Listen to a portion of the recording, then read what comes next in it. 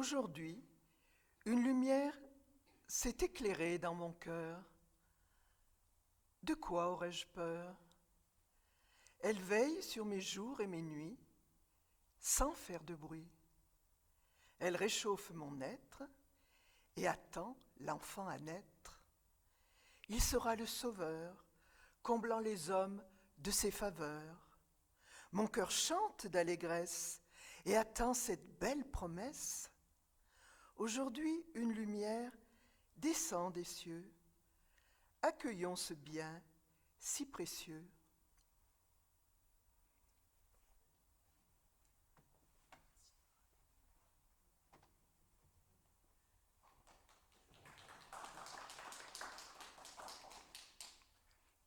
Et nous répondons à cette lumière en chantant le premier répond du haut de la montagne.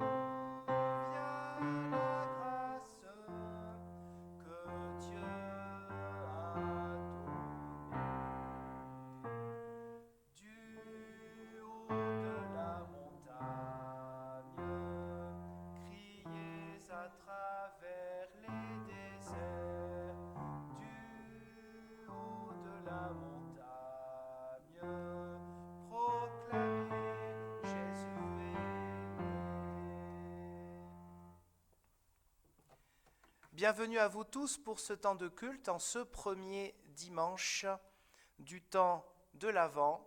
La lumière nous a déjà été proclamée et nous avons aussi les lumières auditives avec notre Eliane et ce nouveau clavier qui peut-être en fera autant des siennes que l'ancien clavier qui était possédé, vous vous souvenez. Louons notre Dieu. Vers toi, Éternel, j'élève mon âme. Mon Dieu, je compte sur toi. De ceux qui espèrent en toi, aucun n'est déçu. Enseigne-moi tes voies, Éternel, fais-moi connaître ta route. Dirige-moi par ta vérité, enseigne-moi, car tu es le Dieu qui me sauve. Vers toi, Éternel, j'élève mon âme. Mon Dieu, je compte sur toi. Amen. Alors nous pouvons chanter 3 strophes du cantique 1403, Magnifique est le Seigneur.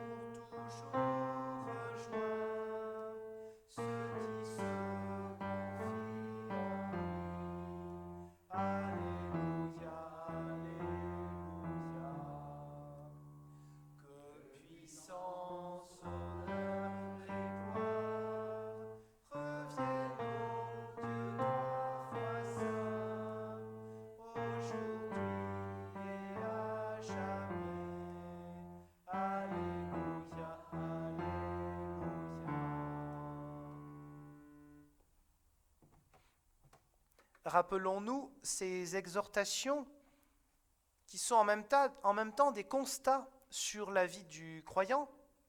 C'est vous qui êtes le sel de la terre. Mais si le sel perd son goût, comment pourrait-on le rendre à nouveau salé ? Il ne sert plus à rien, on ne peut que le jeter dehors et les gens marchent dessus. C'est vous qui êtes la lumière du monde. Une ville construite sur une colline ne peut pas être cachée. On n'allume pas une lampe pour la mettre sous un seau. Au contraire, on la place sur son support, d'où elle éclaire tous ceux qui sont dans la maison.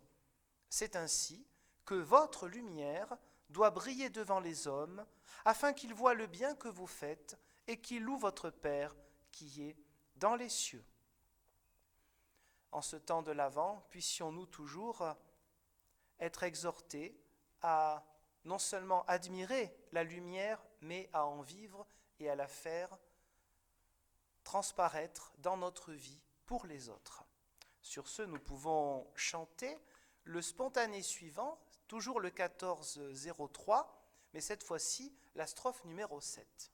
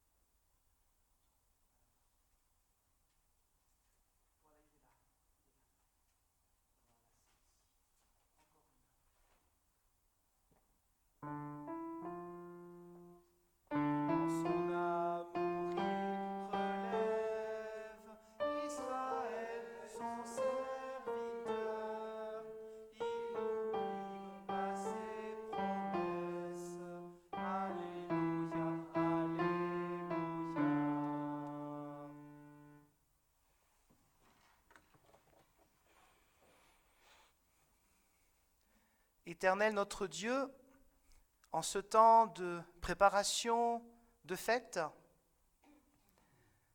en ce temps de joie, nous devons nous tourner aussi vers toi pour nos oublis de ceux qui ne peuvent pas être dans la joie à cause de leurs épreuves, d'un deuil, de divers soucis, de problèmes de santé, de questions sur l'avenir, pour eux-mêmes ou pour leurs proches. Voici, Seigneur, que tu nous appelles à être lumière, mais il nous arrive de ne pas refléter cette lumière véritable. Il peut aussi nous arriver en cette période de fête qui, pour beaucoup, n'ont pas forcément le véritable sens que nous souhaitons lui donner. Il nous arrive d'oublier de rectifier le tir, de dire une parole utile, de rappeler le sens de Noël, ta présence dans la fragilité de l'humain. Éternel notre Dieu, en toute confiance, nous te demandons pardon. Amen. Et nous pouvons chanter en restant assis le répons suivant dans le 41-16.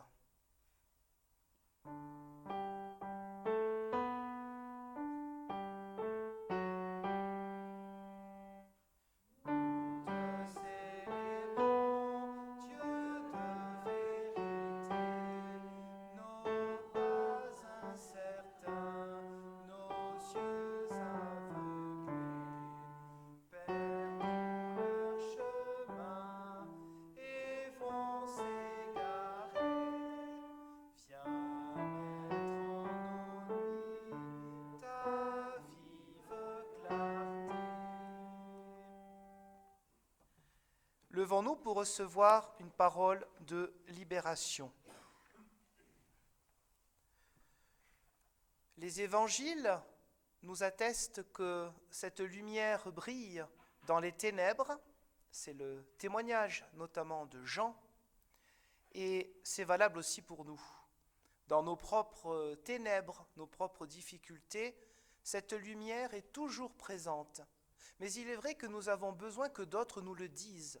Même si nous le savons, nous avons besoin qu'un autre frère ou une autre sœur, ni pire ni meilleur que nous dise oui, cette lumière, elle brille aussi dans ta vie, pour toi et par toi.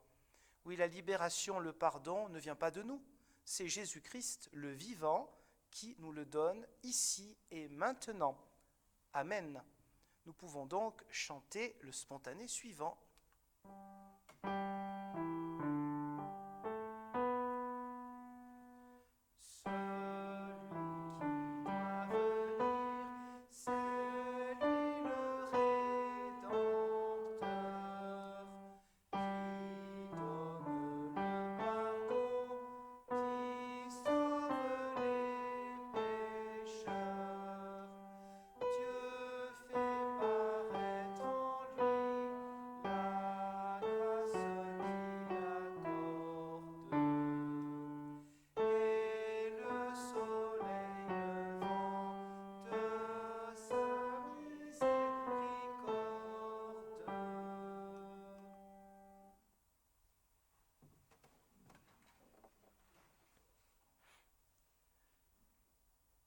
Seigneur Jésus, nous sommes rassemblés dans l'attente de ta lumière et dans l'espérance de ta venue. Prépare-nous à t'accueillir, apprends-nous à marcher avec toi sur le chemin de notre salut et à demeurer en toi qui vit et qui règne avec le Père et le Souffle Saint, un seul Dieu pour les siècles des siècles. Amen. Je vous propose d'écouter 3 passages bibliques qui nous sont proposés en ce premier dimanche de l'Avent. Version Nouvelle Bible Second. Ésaïe chapitre 2, les 5 premiers versets. Parole d'Ésaïe, fils d'Amoz, ce qu'il a vu au sujet de Juda et de Jérusalem. Dans la suite des temps, la montagne de la maison de l'Éternel sera établie au sommet des montagnes. Elle s'élèvera au-dessus des collines, et toutes les nations y afflueront. Une multitude de peuples s'y rendra. Ils diront : venez, montons à la montagne de l'Éternel, à la maison du Dieu de Jacob. Il nous enseignera ses voies, et nous suivrons ses sentiers. Car de Sion sortira la loi, de Jérusalem la parole de l'Éternel. Il sera juge entre les nations, il sera l'arbitre d'une multitude de peuples. De leurs épées, ils forgeront des socs de charrues, de leurs lances, des serpes. Une nation ne lèvera plus l'épée contre une autre, et on n'apprendra plus la guerre. Maison de Jacob, venez, marchons à la lumière de l'Éternel. Dans le Nouveau Testament, nous écoutons un extrait de Paul aux Romains, au chapitre 13, les versets 11 à 14. D'autant que vous savez en quel temps nous sommes. C'est bien l'heure de vous réveiller du sommeil, car maintenant le salut est plus proche de nous que lorsque nous sommes venus à la foi. La nuit est avancée, le jour s'est approché, rejetons donc les œuvres des ténèbres et revêtons les armes de la lumière. Comportons-nous convenablement, comme en plein jour, sans orgie ni beuverie, sans luxure ni débauche, sans dispute ni passion jalouse. Mais revêtez le Seigneur Jésus-Christ et ne vous préoccupez pas de la chair pour en satisfaire les désirs. Nous écoutons maintenant dans la Bonne Nouvelle selon Matthieu, le chapitre 24, les versets 37 à 44. En effet, comme ont été les jours de Noé, ainsi sera l'avènement du Fils de l'homme. En effet, aux jours qui précédèrent le déluge, les gens mangeaient et buvaient, se mariaient et mariaient leurs enfants, jusqu'au jour où Noé entra dans l'arche. Et ils ne se doutèrent de rien jusqu'à ce que le déluge vienne et les emporte tous. Il en sera de même à l'avènement du Fils de l'homme. Alors de 2 hommes qui seront au champ, l'un sera pris et l'autre laissé. De 2 femmes qui moudront à la meule, l'une sera prise et l'autre laissée. Veillez donc, puisque vous ne savez pas quel jour votre Seigneur viendra. Sachez-le bien, si le maître de maison savait à quelle veille de la nuit le voleur doit venir, il veillerait et ne permettrait pas qu'on fracture sa maison. C'est pourquoi vous aussi, soyez prêts, car le Fils de l'homme viendra à l'heure que vous ne pensez pas. Seigneur, ta parole est vérité, sanctifie-nous dans ta vérité. Amen. Nous pouvons nous lever pour chanter 3 strophes du cantique 41-07, Jésus, ton nom est le plus beau.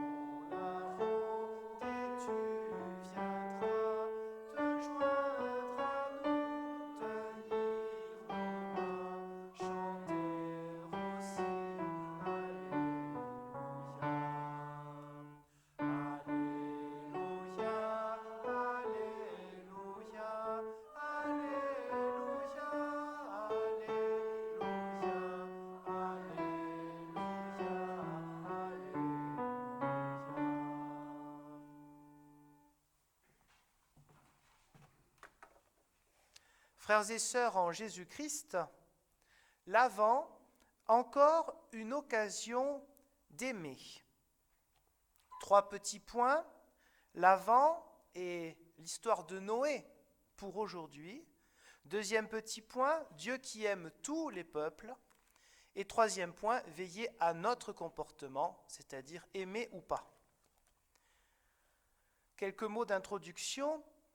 Je ne sais pas pour vous, mais en ce qui me concerne, à chaque fois qu'on reprend ce temps de l'Avent, c'est-à-dire que nous changeons d'année liturgique, je suis un peu gêné parce que nous avons cette espérance de Noël, on parle de la paix, on parle d'armes qui se changent en outils utiles pour les cueillettes, par exemple, et pourtant on ne voit pas la réalité forcément dans le monde qui nous entoure. Évidemment, on n'est pas censé mettre notre foi dans l'humanité. Il n'empêche, il y a toujours pour moi cette gêne. Il y a ce qu'on aimerait, ce qu'on espère, et puis la réalité qui nous montre, non pas totalement bien sûr, mais en partie, l'exact opposé, notamment en cette année 2022, depuis le mois de février en Ukraine, mais pas seulement en Ukraine. Dans bien des endroits, on pense aussi à l'Arménie qui souffre beaucoup, et notre Église est engagée par son vœu au synode régional à prier pour nos frères et sœurs arméniens.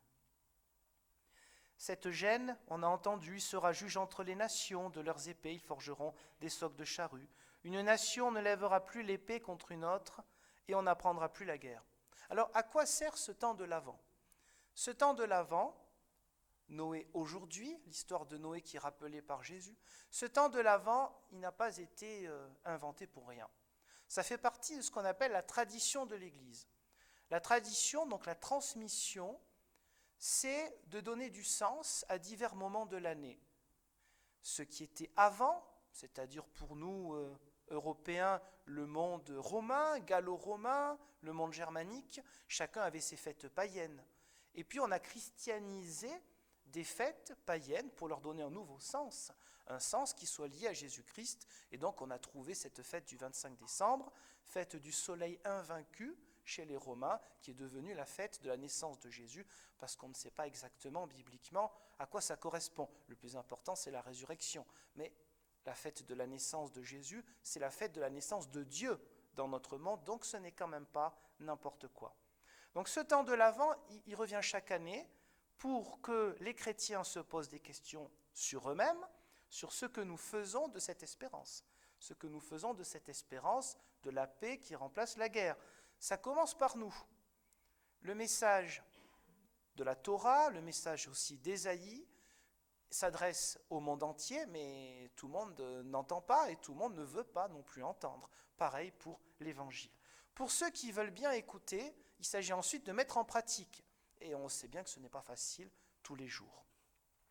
Alors Jésus répond aux questions qui angoissaient ses contemporains, peut-être aussi qui angoissent les nôtres. Sur la question, alors c'était le retour du Fils de l'homme, expression un peu particulière, parce que Fils de l'homme, c'est l'homme, quoi. C'est une formule de rhétorique pour parler de l'homme. Mais quand Jésus parle du retour de Fils de l'homme, on comprend qu'il parle de lui aussi. C'est très, très subtil. Aujourd'hui, on ne parle pas de la peur du retour du Fils de l'homme, et pour nous, non pas la peur, mais la vigilance. C'est le sens de l'Avent, la vigilance, la veille du retour de Jésus-Christ. On parle d'autres peurs, dont certaines sont tout à fait compréhensibles, sur les questions notamment de la création, de notre environnement, de la pollution, de toutes sortes de pollutions. C'est une réalité. Et puis il y a des peurs qui sont irrationnelles, qui peuvent être tout à fait, des superstitions, et le chrétien n'a pas à s'associer à ce genre de choses, évidemment. L'Avent, Noé aujourd'hui. Jésus rappelle l'histoire de Noé. Alors ça peut faire un peu bizarre. Noé, le déluge, on s'attend à quelque chose d'affreux, mais il n'y a pas que ça. Noé s'est aussi rappelé qu'il y a eu un moment, et selon les interprétations juives de Noé, on peut aller jusqu'à 7 ans, un moment où le monde, il y a tout un côté symbolique, vous pensez bien, le monde a eu le temps de se convertir. Ce n'est pas Dieu qui dit, dans 5 minutes il y a le déluge, dépêchez-vous. Ça prend plus de temps que ça. Donc il y a cette idée que Dieu prévient toujours l'être humain, il ne prend pas en traître sa création. Et à l'époque de Noé, notamment encore dans les grandes interprétations juives qui existaient déjà à l'époque de Jésus, le comportement du monde était un comportement horrible et excessif en tout domaine, c'est-à-dire que ce soit sur le plan de la nourriture, sur le plan de la sexualité et sur le plan de la violence. Vous retrouvez ça exactement dans la lettre de Paul aux Romains, ces trois thématiques. À l'époque, bien sûr, c'est plus près de nous et nous savons les excès qui ont pu exister, pas tout le temps non plus, il ne faut pas exagérer, mais les excès qui ont pu exister dans le monde romain. Et donc, on retrouve la même chose au niveau des abus de nourriture, de boissons, des mœurs sexuelles complètement dissolues et la violence qui est due par la concurrence permanente, la dispute, qui sera le premier, qui sera le plus fort. Ces choses-là existent de tous les temps et il s'agit pour le chrétien de ne pas tomber dans ces pièges-là parce qu'évidemment, ce n'est ni bon pour le corps, ni pour l'esprit, ni pour l'âme. Il s'agit d'avoir un comportement qui soit modéré et il s'agit du relationnel. Parce que le problème, il est là. Le vrai problème, ce n'est pas une histoire de morale, j'ai envie de dire, un peu austère. La vraie question, c'est le relationnel. Comment est-ce que les enfants de Dieu se comportent entre eux ? S'ils se comportent en enfants du diable, eh bien, il y a un problème. Le peuple hébreu, Ésaïe, ont porté la parole de Dieu dans le but que tous les peuples soient unis, pas que les Juifs entre eux, tous les peuples. L'Église universelle, elle aussi avec ses défauts et son péché, a porté et porte au monde entier ce message de la paix. Combien y a-t-il de dizaines et de dizaines, de centaines sans doute, d'engagements ? On a parlé d'un vœu voté par notre synode régional, mais vous pensez bien qu'au monde entier, il y a des déclarations, souvent écuméniques, pour la paix. Il y a des engagements de plein de chrétiens, qui soient, on va dire, des chrétiens qui vont au temple ou à l'église le dimanche, engagés, que ce soit parfois des pasteurs, des prêtres, des évêques, que sais-je encore, dans le monde entier. Et depuis toujours, la Première et la Deuxième Guerre mondiale, il y a eu des paroles fortes d'hommes d'église ou de femmes d'église. À l'époque, c'était moins des femmes d'église qu'aujourd'hui. C'était une autre société. Mais après, on peut porter la parole et les gens ne peuvent pas les forcer à l'écouter non plus. Donc ça commence d'abord par nous-mêmes. Noé aujourd'hui, c'est la possibilité de se convertir. Alors on peut se dire, ça ne s'adresse pas à nous, puisqu'on est déjà chrétien. Mais chrétien, ce n'est jamais un acquis. C'est quelque chose qui se vit chaque jour, puisque c'est justement relationnel avec Dieu et par conséquent notre comportement avec les autres. L'un implique forcément l'autre. C'est pour ça qu'on a continuellement besoin de vivre en église, en communauté, d'avoir des frères et sœurs, de se côtoyer, de se visiter, d'écouter la parole de Dieu et d'écouter les diverses interprétations, mais surtout comment on la vit au quotidien. Oui, l'avant, c'est Noé aujourd'hui. Alors pas seulement Noé dans le sens où là, mais c'est fait pour faire peur ton histoire. C'est vrai qu'on peut se poser des questions. Non, on n'a pas à avoir peur d'un déluge ou d'une fin du monde ou quoi que ce soit. La question, c'est est-ce que moi, je suis converti ? Et encore une fois, ce n'est pas acté, ce n'est pas acquis. Est-ce que je vis en fonction de ce qui nous est demandé parce que c'est bon pour nous et bon pour les autres ? Alors pour cela, nous avons une aide. Nous avons, deuxième point, Dieu qui aime tous les peuples. Un message universaliste qui est présent déjà, 700 ans, traditionnellement on va dire 700 ans, avant Jésus le Christ. Dans l'Ancien Testament, non, ce n'est pas que pour le peuple hébreu, le peuple juif, le peuple élu, que la paix est une espérance. C'est pour tous les peuples. Une multitude de peuples s'y rendra. Jérusalem comme un aimant pour toute l'humanité. Venez, montons à la montagne de l'Éternel. Il nous enseignera ses voies et nous suivrons ses sentiers. Car de Sion sortira la loi, en hébreu Torah, de Jérusalem la parole de l'Éternel. C'est-à-dire que tous les peuples trouveront un sens à leur vie. Parce que là, Ésaïe pourrait dire, de toute façon, qu'est-ce qu'on s'embête avec les autres peuples ? Nous, la Torah, nous l'avons déjà. Nos 5 rouleaux là, de Genèse à Deutéronome, ça existe. Déjà, c'est assez connu à cette époque-là. Ils n'ont qu'à écouter les autres. Non, c'est pas ça qui est dit. Le sens de la vie ne vient pas de l'homme, il vient de Dieu. Mais il faut des porte-paroles. Ésaïe en est un, avec ses qualités et ses défauts. Dieu a besoin de porte-paroles. Et aujourd'hui, les porte-paroles, soyons clairs, ce ne sont pas simplement des prédicateurs ou des pasteurs, là, le dimanche matin. C'est chaque chrétien qui porte la parole, pas simplement dans les mots, ce qui est évidemment le plus facile, mais dans le concret de sa vie quotidienne. Dieu qui aime tous les peuples et qui donne du sens à la vie. Le sens à la vie, bien des personnes se posent des questions à cela. Et de tous les âges, mais peut-être plus quand on est encore actif sur le plan du travail, je veux dire, du travail rémunéré, parce qu'il y a beaucoup de retraités qui sont très actifs, des fois j'ai l'impression même plus que d'autres. Et puis bien sûr les plus jeunes générations. Moi-même, des amis qui me posent des fois la question, le sens, avec tout ça, avec ce monde, on ne sait pas trop. Le sens de la vie, attention, on n'a pas toutes les réponses, sinon on va faire de la Bible une idole, danger. Mais il y a des éléments forts qui nous donnent les éléments, le sens de notre vie. Nous sommes aimés par Dieu. Une fois qu'on le sait, et une fois qu'on en prend conscience, ça veut dire qu'on n'a pas besoin de faire des efforts pour, comme si on devait plaire à quelqu'un. On sait que dans notre fragilité et aussi nos talents, nous sommes aimés par Dieu. Ensuite, c'est donc une force qui nous est donnée pour aller vers les autres et développer nos talents vers les autres. Et de veiller donc à notre comportement. C'est le troisième point. Paul, quand il écrit aux Romains, il dit « le temps se fait proche ». Soyons clairs, le mot « temps » qui est utilisé en grec, c'est un mot très particulier. En grec, vous avez plusieurs mots, vous savez que c'est un vocabulaire assez riche. Même il y a 2000 ans, c'était un vocabulaire déjà assez riche. Vous avez un mot qu'on connaît parce que la moitié de notre langue vient du grec, c'est le mot chronos, qui a donné évidemment chronologie. Ça, c'est le temps qui s'écoule, si j'ose dire. Mais là, ce n'est pas chronos, c'est kairos. C'est un mot qui signifie l'opportunité, le moment adéquat, l'occasion. Saisissez l'occasion. Eh bien, quand on reprend le temps de l'Avent, c'est le moment à nouveau de saisir l'occasion. Je me pose la question, est-ce que j'agis selon la lumière du Christ ou pas ? Ça ne veut pas dire qu'en dehors du temps de l'Avent, on se moque totalement de cette question, bien sûr. Mais comme je vous ai dit, comme le changement des saisons liturgiques, c'est une tradition, donc ce n'est pas Dieu, c'est l'Église.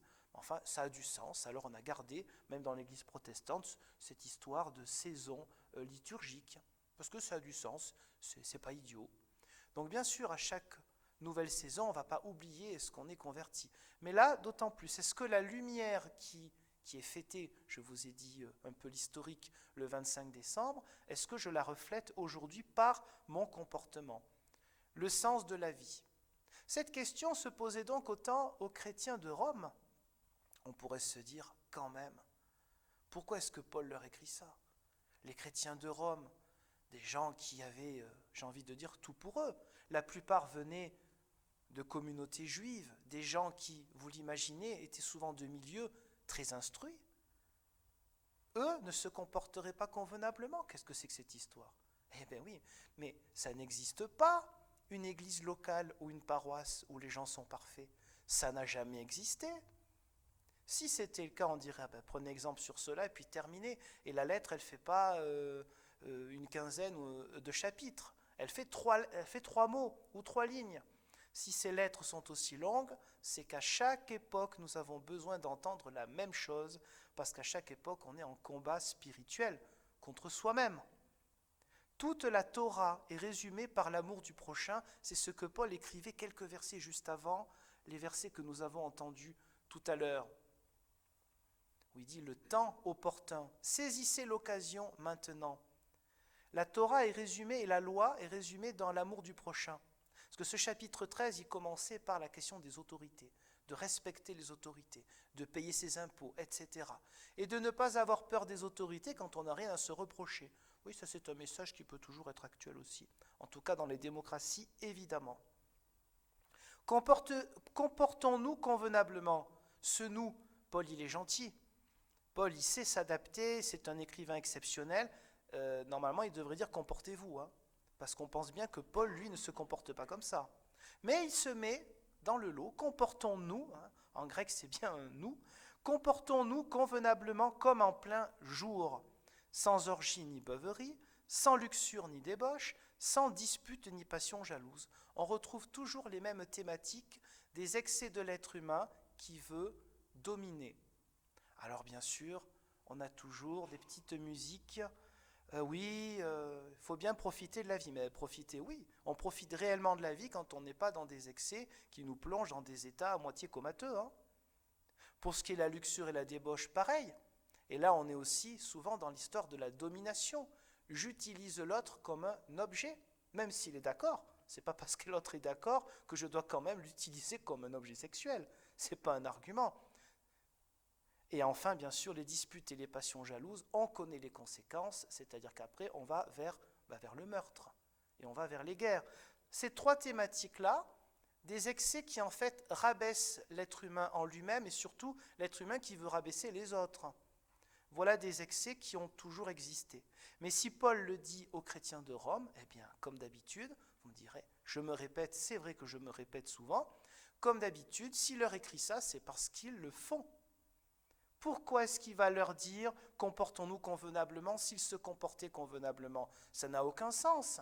C'est même embêter les gens. C'est presque les culpabiliser. « Attends, pourquoi tu me dis ça? Moi, je ne le fais pas. » Eh bien, il devait bien avoir des chrétiens à Rome, avec pourtant toutes les qualités de cette église locale, qui agissaient avec au moins une de ces 3 thématiques qui existaient symboliquement encore à l'époque de Noé.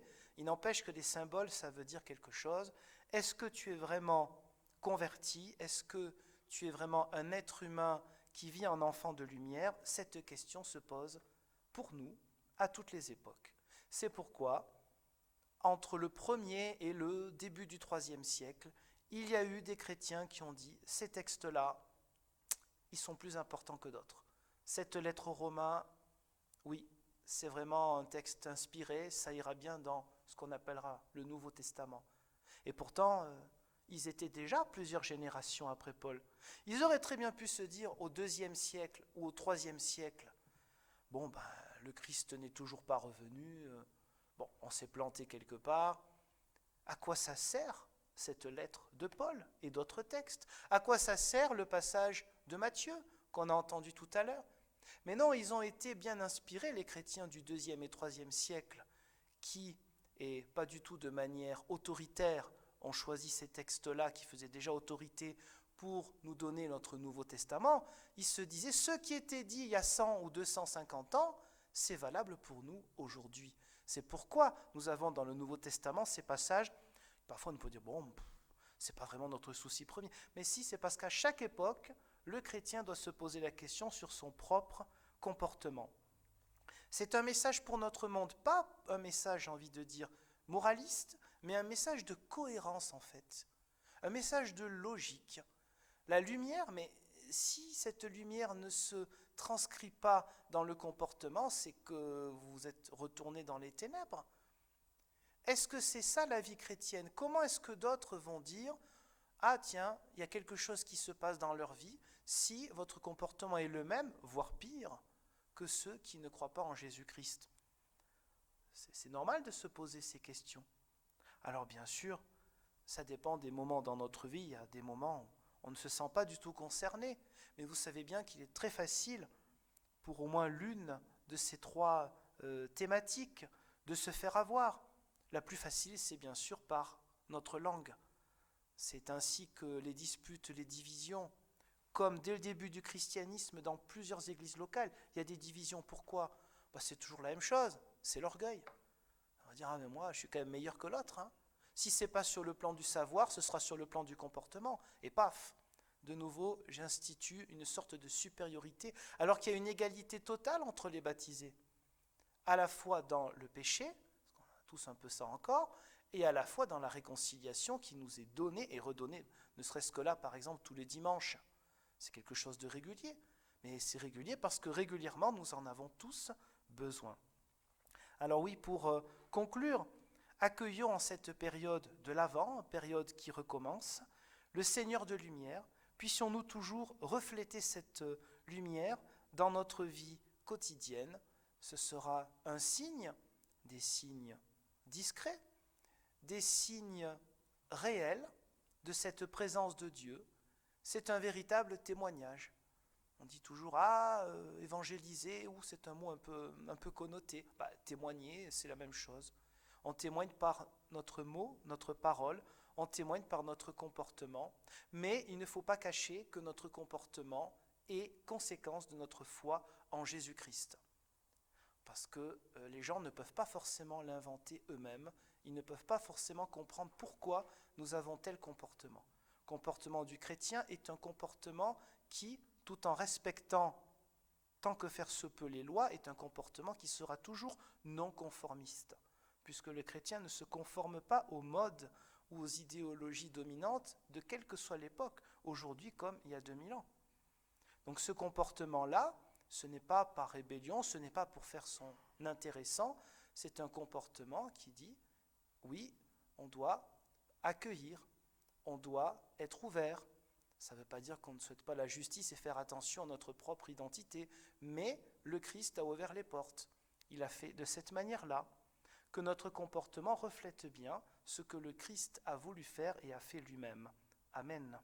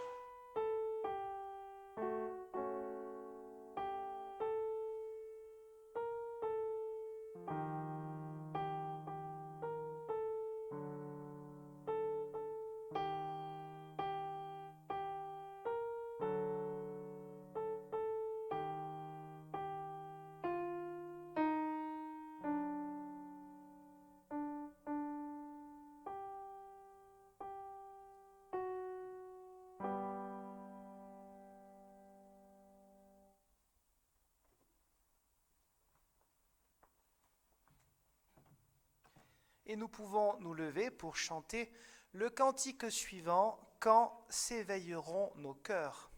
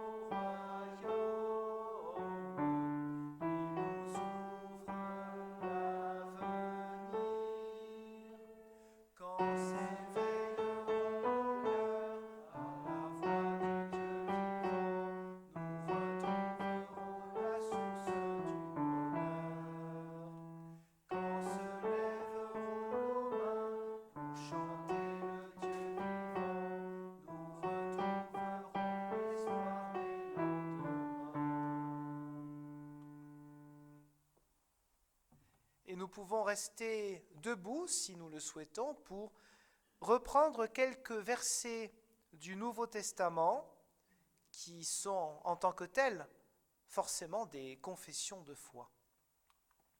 Je suis le chemin, la vérité et la vie. Nul ne vient au Père que par moi. Je suis le bon berger. Le bon berger donne sa vie pour ses brebis. Je suis la résurrection et la vie. Celui qui croit en moi vivra quand même il serait mort. Je suis le rejeton de la postérité de David, l'étoile brillante du matin. Le Fils de l'homme est venu pour chercher et sauver ceux qui étaient perdus. Gloire à Dieu au plus haut des cieux, paix sur la terre, bienveillance envers les hommes. Amen. Et nous pouvons chanter à pleine voix. Et j'ai pas le numéro avec moi. Sinon on le chante comme ça ? Ah ben parfait. Eh ben parfait. Le 3208. Merci Eliane.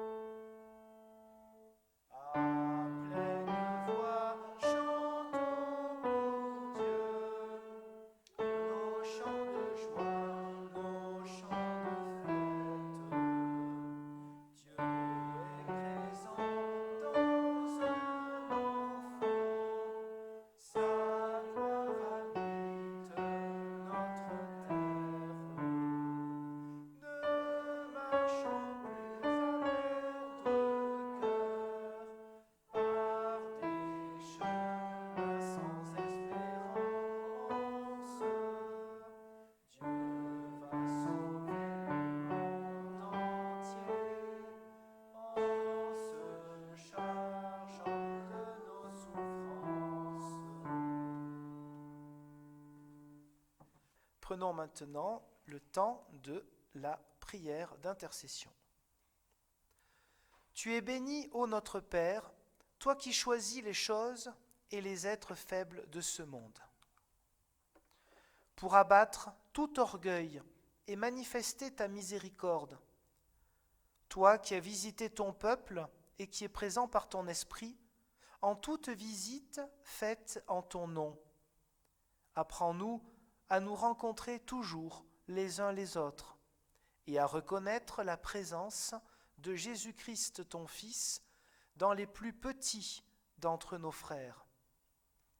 Toi dont l'amour est de t'approcher des hommes, nous te prions pour ceux qui sont seuls, pour ceux que la maladie, l'infirmité ou l'éloignement isolent, pour ceux qui sont empêchés de venir te rencontrer en ta maison.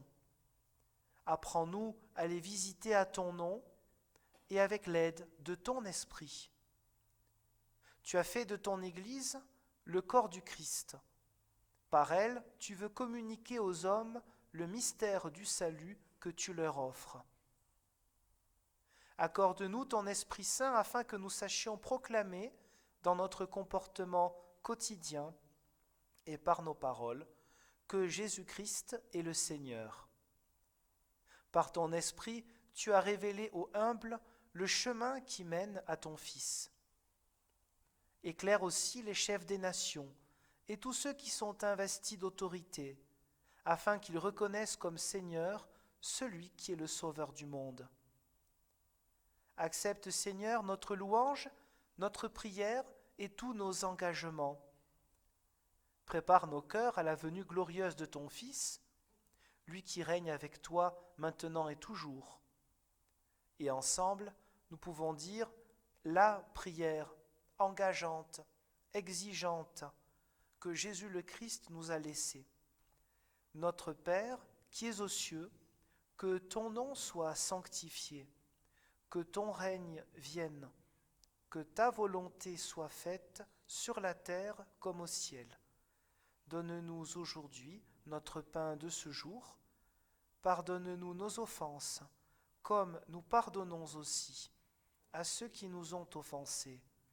Et ne nous laisse pas entrer en tentation, mais délivre-nous du mal, car c'est à toi qu'appartiennent le règne, la puissance et la gloire, pour les siècles des siècles. Amen. Levons-nous pour recevoir une parole d'envoi et de bénédiction. La lumière du Christ trace un chemin dans notre vie et par notre vie. À tous ceux qui posent et se posent la question du sens, que faisons-nous dans ce monde et à quoi cela sert-il finalement de vivre dans ce monde? Nous rappelons dès le prophète Ésaïe que c'est Dieu qui donne un sens à la vie. Par sa Torah, c'est-à-dire par ses commandements, qui ne sont pas seulement pour nous imposer quelque chose, mais au contraire pour nous élever, pour nous montrer le meilleur chemin relationnel possible, c'est la mise en pratique des 10 paroles, que le Christ a résumées dans l'amour de Dieu et du prochain comme soi-même, et qui nous a montré, lui, avec perfection, par sa mort et sa résurrection. Oui, puissions-nous être ressuscités ici et maintenant pour porter la lumière du Seigneur dans notre comportement quotidien. Cela est possible par ce Dieu Père, Fils et Saint-Esprit qui nous envoie, nous garde et nous bénit. Amen. Chantons ainsi le dernier répond.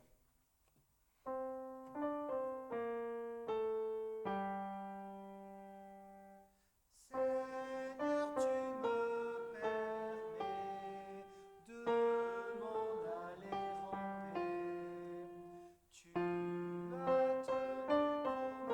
salut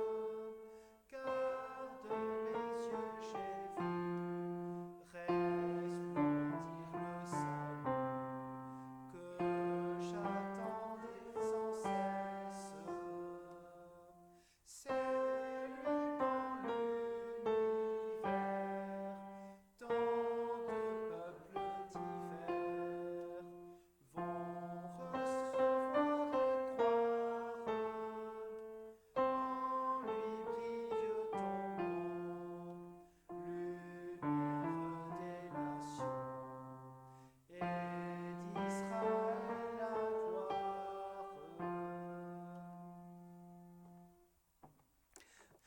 dimanche, à bientôt.